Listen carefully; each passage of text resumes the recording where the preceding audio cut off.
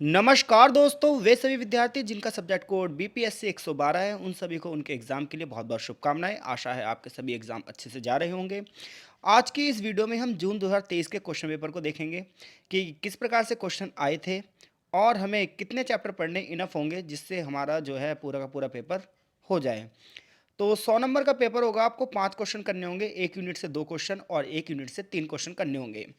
जैसा कि आप देख सकते हैं, पहला क्वेश्चन है ब्राह्मणवादी परंपरा की मूलभूत विशेषताएं क्या हैं, इसके महत्व की व्याख्या कीजिए। पहले चैप्टर से ये क्वेश्चन है जिसमें ब्राह्मणिक परंपरा को बहुत अच्छे से बताया गया है और उसमें मनुवादी व्याख्याएं भी की गई हैं। तो जो भी क्वेश्चन जैसा आएगा, देखो सबसे पहले आपको उसकी डिफाइन करना है और फिर उसके इफेक्ट क्या पड़े ये बताना है और उसमें क्या क्या बातें कही हैं, उसके सिद्धांत क्या हैं ये बताना है। जैसे सबसे पहले आप ब्राह्मणवादी परंपरा को डिफाइन करोगे, उसके बाद उसके सिद्धांत बताओगे और फिर उसका एक मूल्यांकन करोगे।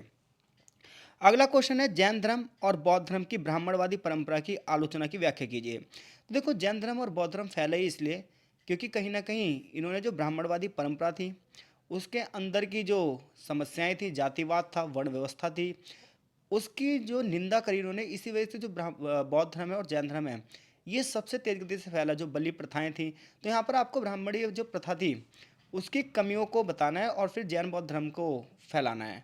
ठीक है भाई, इस टाइप से इस क्वेश्चन का आंसर आप लिखोगे। अगला क्वेश्चन है इस्लामी परंपरा के अध्ययन की प्रमुख पद्धतियों की व्याख्या कीजिए। और अगला क्वेश्चन है राज्य की उत्पत्ति पर वेद व्यास के विचारों का विवेचना कीजिए। तो वेद व्यास जी के विचार राज्य पर क्या है, राज्य की उत्पत्ति कैसे हुई, इसके बारे में मैंने चैप्टर की वीडियो बना रखी है। आप प्लेलिस्ट में जाके इस चैप्टर को बहुत अच्छे से पढ़ सकते हो। वहाँ आपको एक एक पॉइंट मिलेंगे इसमें कि शांति पर्व में भीष्म ने क्या बताया, तो उसमें बहुत अच्छे से इसको विस्तार से चर्चा की गई है। तो कोई से भी 2 या 3 क्वेश्चन कर सकते हो जो भी आपको आते हों। ठीक है, ऐसा कोई ज़बरदस्ती नहीं है कि हाँ भाई हमें सारे ही करने हैं। तो फर्स्ट यूनिट से आपको 3 क्वेश्चन कर लो, दूसरी यूनिट से आपको 2 करने हैं, या फर्स्ट यूनिट से 2 कर लो, दूसरी यूनिट से 3 कर लो। जो इंग्लिश मीडियम वाले स्टूडेंट हैं उनके लिए लास्ट में है क्वेश्चन पेपर ये। भक्ति परंपरा में सामाजिक राजनीतिक विचारों के विकास पर टिप्पणी करो, या फिर बुद्ध के धर्म की अवधारणा, उसके महत्व की व्याख्या कीजिए। तो जो धम्म की व्याख्या है, इसमें पहले आप बताओगे कि धम्म में बुद्ध के जो रीति नीति विचार लिखे हैं।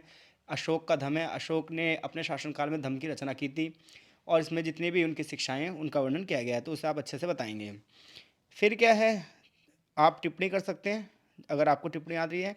ब्राह्मण परंपरा, इस्लामी सार्वभौमिकता, या फिर मंडल सिद्धांत कौटिल्य का, या राष्ट्रीय सत्ता पर जियाउल बर्नी के विचार। तो पेपर कोई इतना ज़्यादा टफ नहीं है। इंग्लिश मीडियम वाले जो स्टूडेंट हैं वो यहाँ से देख सकते हैं।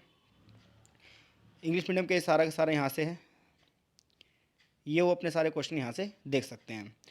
तो देखा जाए तो पेपर देखो इतना टफ नहीं है जितना हम सोच रहे हैं। अगर आप अच्छे से 6 से 7 चैप्टर भी अच्छे से कर लोगे तो भी आपका पूरा पेपर हो जाएगा। आशा है आपका एग्ज़ाम अच्छे से। मिलते हैं आपसे नेक्स्ट वीडियो में।